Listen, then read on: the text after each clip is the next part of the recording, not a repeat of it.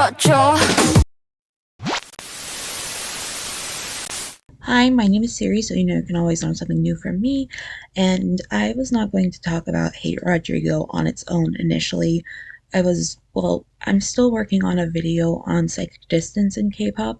I was going to talk about Hate Rodrigo as well as Underwater by Eunbi and Bouncy by ATEEZ.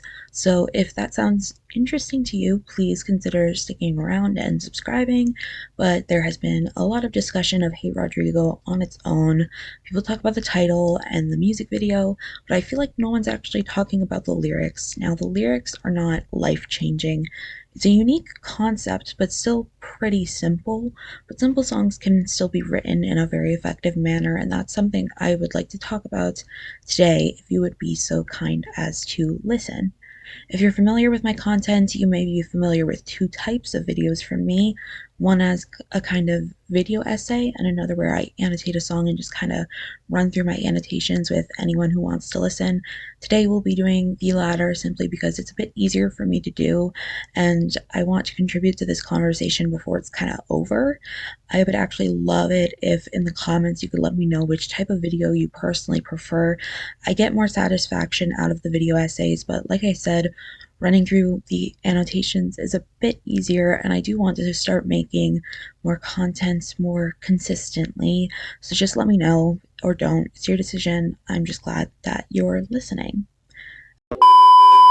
A new superhero is reported to be seen at the Eiffel Tower yesterday. Sprinkle hearts and smileys, which apparently have the power to make people happy. And now back to your regularly scheduled program. Okay, that was odd. But anyway, on the song, I know I said I wanted to talk about the lyrics and not the music video, but I do feel like I need to bring up the music video for just this one line. It's "Pop, I gotta run in my stockings," and in the music video you see Yena herself rip her stockings, which feels relevant. She's sort of speaking as if things in life are happening to her. The usage of pop as onomatopoeia also feels relevant. It's not something you can transcribe in another way. It just is what it is, and quickly establishes the way Yena isn't really cognizant of her reality and her role in it.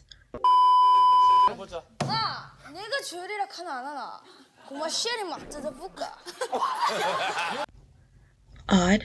It won't happen again, I promise. There is also the line "no high heels but boots and hairpin," which I'm sure some people have interpreted in a not like other girls kind of way, which is completely fair, but I think it's important to analyze the specifics of this line. In my video on Queen Card, I discussed how classic literature often portrays characters with bad visual acuity as having greater figurative or moral quote-unquote sight. If what Yena lacks speaks to what she has, perhaps saying she doesn't have high heels suggests she has sort of elevated herself in her own mind to a greater or even superior position. Meanwhile, boots are sturdy and often low to the ground, kind of indicating a lack of foundations. And a hairpin is in your hair, it's on your head. Like I said, she's not cognizant of what is happening, so these specific symbols are interesting. She says, "I'm not someone who imitates others." Once again, if you're familiar with my content, you probably know what I'm gonna say. Hell is the other. She's portraying other people as if their perception of her is a threat she will not allow to truly affect her. And she's asking all of these questions, playing with psychic distance, but also making her seem less responsible for these things. 예나 언니를 찾아라. 예나 언니를 찾아라. 여기 있다. 여기 있다. 여기 있다. 귀여워. 왜 화났어? 왜 화났어? 언니 엄청 가까이 나와요. 진짜. 예나 언니가 어디지? 예나 언니가 어디지? 여기 들어가네. 여기 있다. 여기 있다. 여기 있다. 오빠. 오, 이거 진짜 화질 좋다. 지금 말고? 귀여워, 귀여워.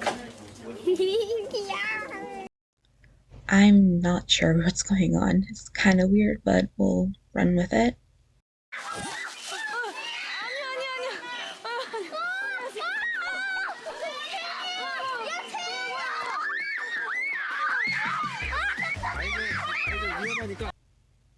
Okay, what is happening? 볼링 200점의 실력을 예나한테 있으니까 괜찮아. 볼링 200점에 예나 선수 정말 기대가 되는데요. 아주 컴팩트 나와요. 예나.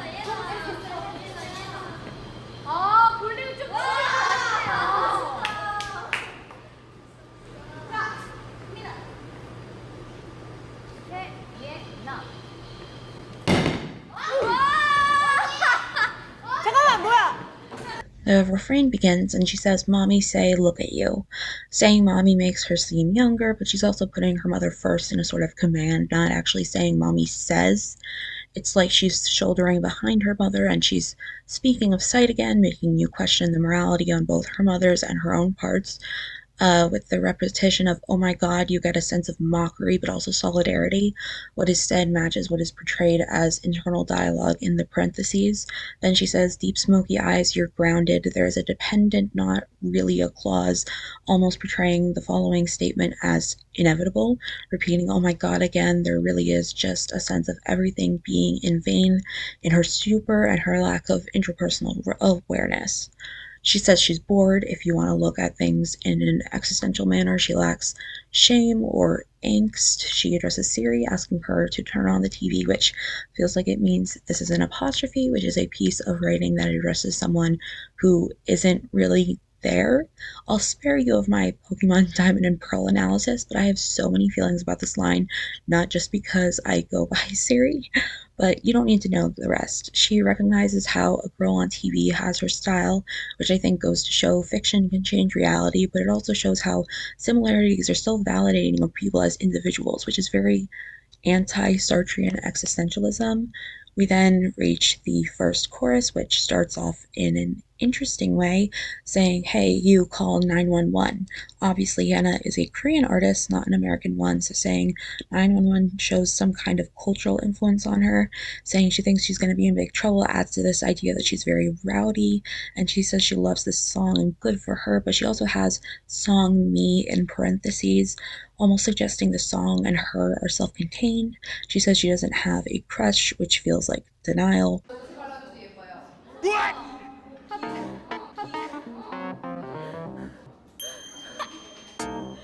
And then, oh my god, you're my star feels like it emphasizes that influence on her, bringing it up first and foremost, but the subject is simply unreachable coming in after that, and addressing Rodrigo again emphasizes the idea that this is an apostrophe.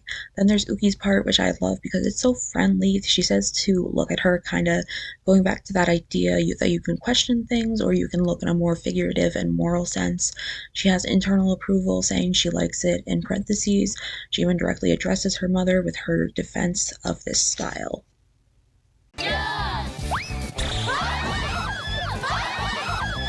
Part of me wants to say I swear to God, while another is kind of falling in love with Yena a little more every time. 가진 공포증은? 공포증? 네. 안유진? Okay, we're almost done. We're in the home stretch. 왜? 生きてそう。怖っ！なんかあったかくない？なんかあったかいんだけど。何？움직여.何？何？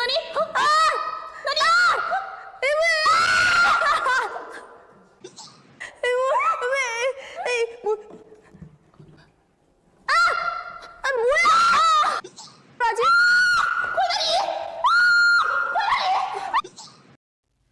When she talks about her reflection in the mirror, she's seeing herself how she really is and doesn't acknowledge anything else because nothing else really matters at that moment. She says she loves it every day and she kind of gets a truer kind of elevation that she lacked in the beginning. She's riding this roller coaster of emotions, but it's an analogy rather than a metaphor, again indicating that things are happening to her, not with her. Saying something fun is about to happen, she really is just living while waiting, which feels very absurdist if you're familiar with stories like Waiting for Godot or Rosencrantz and Guildenstern are dead. Her head keeps spinning around, which would theoretically be a physical representation of what's internal, bringing her internal feelings to light in a way that she understands. She has the simple admission that she likes the subject and has a direct address to hell as well. She says to the hellish world, but it could also be the hellish people, the other, and existentialism. In the end, this is an apostrophe with angst asking the other how they're so cool because it's sickening. I think playing on the idea that this term means both cool and disturbing.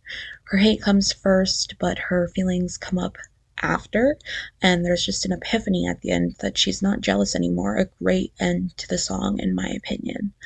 I hope you've kind of picked up the reason I'm making this video with the interruptions and everything. I don't like how Yena's representation is being harmed for decisions she did not make, and I really think this is a good song regardless of how it has been promoted.